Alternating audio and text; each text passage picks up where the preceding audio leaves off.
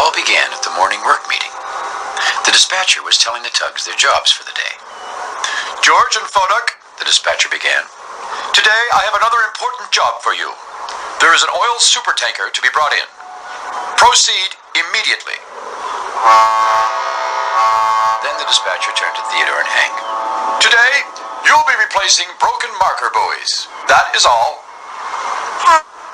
Hank set off cheerfully, but Theodore began to feel a little bothered. See, he wanted the kind of job that George and Foduck had. I wish I could have a more important job, Theodore said to himself. A bit later, Theodore and Hank were working away, replacing broken marker buoys around the harbor that day. Now, as you know, Theodore and Hank work together a lot, and they even have a special whistle signal to each other. It doesn't really mean anything except, "Hello, I'm happy." It was their own special whistle for each other.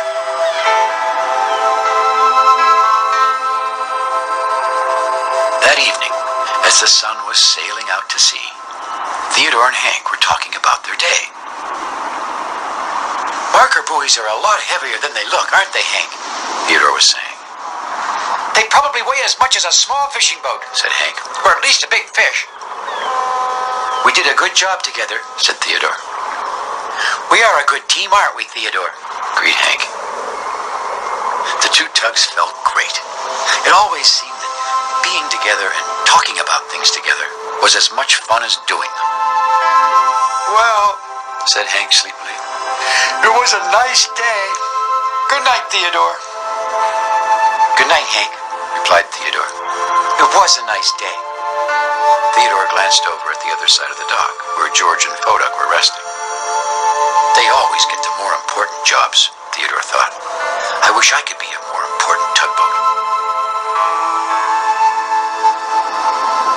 The next day, after the tugs had finished their work, they started to float back to their regular places at the great Ocean Tug and Salvage Company dock. That's when George turned to Theodore and said the most surprising thing. "Theodore, do you want to dock beside me?" Well, Theodore was very surprised, because he had always thought George's side was the more important side of the dock. You see, George is an ocean tug, and he always docks with the other ocean tugs, Emily and Foduck. And as a harbor tug, Theodore always docked with the other harbor tug, Hank. "Emily is away on an ocean job," explained George. "So the place beside me is empty." "But," said Theodore, "I'm not an ocean tugboat. Not yet." "Oh, that's okay," said George. "You have been the tug in charge here in the big harbor before." Now that was true, thought Theodore. That was pretty important. So Theodore happily agreed to dock beside George. "Where are you going, Theodore?" It was Hank. "Oh, just over to the other side of the dock," replied Theodore. He was trying to sound like it really wasn't that important at all. I'm going to dock beside George tonight." "But," said Hank, "we always dock together." It's just for tonight, Hank," repeated Theodore. Because Emily's away, and because, well, George asked me to."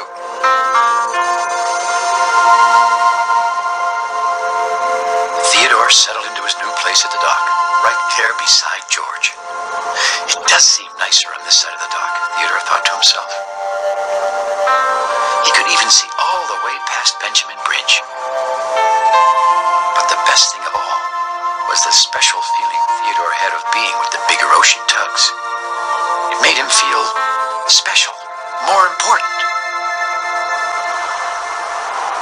The next morning, Theodore lined up beside the other ocean tugs, and wouldn't you know it, that day the dispatcher chose Theodore for an important job. He'd be working with George, moving a giant oil rig. Hank was sent to replace broken marker buoys again.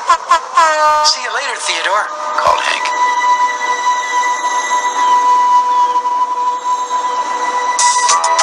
As Theodore and George worked away, it was almost magical to Theodore how just changing his place at the dock had seemed to change him. He was already feeling like a more important tugboat. Theodore was so excited that he made his special whistle signal. Just to say, Hello, I'm happy. But George hadn't heard Theodore's special whistle before, and he thought it might be a special kind of emergency whistle. So he tried to stop the oil rig right away. Why are you slowing down, George? Called Theodore. I thought there was an emergency because you blew your whistle like that, replied George. Oh, that! It's a special signal, said Theodore quickly. Hank always answers back. It's just for fun. Well, said George crossly, this is an important job. It's not supposed to be fun.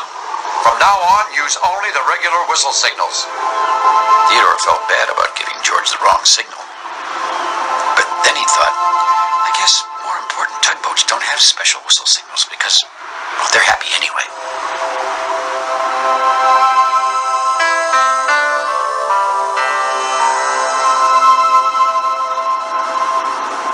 Hank was floating quietly at his place at the dock when Theodore returned from working with George. Theodore turned off his engine so he could slip silently past Hank to his new place. He might be resting, Theodore thought to himself. Theodore, you're going to dock with George again? Asked Hank quietly. Oh, replied Theodore, as if he was deciding right then and there. Maybe just tonight. Emily still isn't back.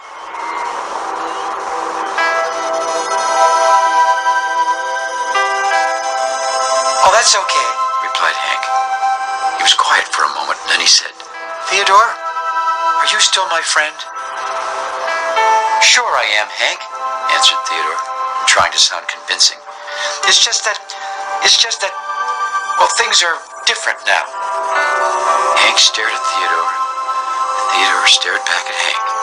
Things did seem to be different now, and they both knew it.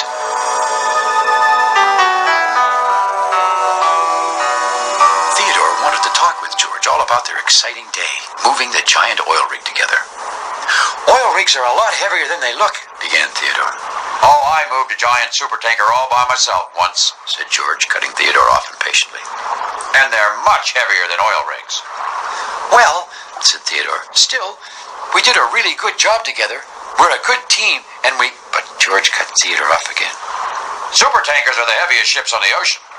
And then George began to tell Theodore all about moving that supertanker, talking louder and louder and blowing up more and more smoke as he got excited about his story. This isn't like talking with Hank, thought Theodore. In fact, Theodore couldn't really talk to George at all. All he could do was listen, and cough in George's smoke. No whistle signals when I'm happy, and now I can't even talk about the things that happened today. Being a more important tugboat wasn't turning out to be as good as he had imagined. Theodore drifted quietly over to his new place at the dock. Good night, Hank, called Theodore softly, even though he knew his friend couldn't hear him. Good night, Theodore, Hank said to himself, even though he knew Theodore couldn't hear him. The next morning, Theodore was just waking up when he saw a sight that made his heart leap. It was Emily. Emily's back, Theodore said to George. Oh, I guess that means I can't dock here beside you anymore. Theodore tried to look disappointed, but inside he was feeling very relieved. Oh, said George, there's lots of room here. Ha! You can dock beside me forever. Well, Theodore just stared at George and didn't say a word. He couldn't say a word. He had a big lump in his throat. Forever? That was a long, long time.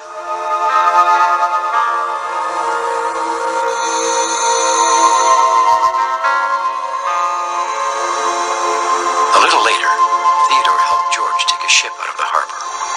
Theodore couldn't stop thinking about living on the other side of the dock forever. He wanted to be a more important boat, and he thought that's where more important tugboats do have their regular place, but somehow feeling more important just didn't make him feel happy. In fact, right now, Theodore felt sad. Just then, he heard a whistle, a special whistle signal that said, Hello, I'm happy. It was Hank, replacing another broken marker buoy. Now, Theodore didn't want to whistle back. He was afraid George would get upset again. But somehow, just hearing Hank's whistle made Theodore feel a little better.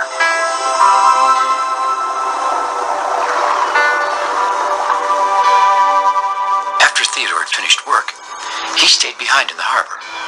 He was thinking about being more important and about his more important place at the dock. But mostly, he was thinking about how much he missed Hank.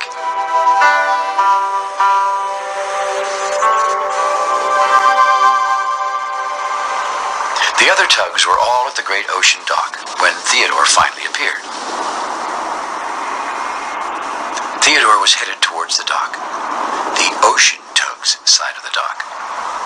Now to Hank, it looked like Theodore and George were talking about the day's adventures. Hank turned sadly towards his part of the dock. It was a whistle, a special whistle signal. Hank whistled back and slowly looked around. Theodore, what are you doing here? Oh, replied Theodore, as if it really didn't matter as much as it did. Oh, I thought I'd come back to my old place at the dock right here. But it's just regular Harbour Tugs on this side, said Hank sadly. Not more important ones like George.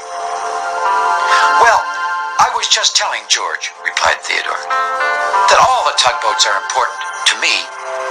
Me too, said Hank with a smile on his voice. Theodore slid into his old place at the dock beside Hank. It felt just right. Good night, Theodore, said Hank. It was a nice day. Good night, Hank, said Theodore. It was a very nice day. And I think tomorrow will be even better.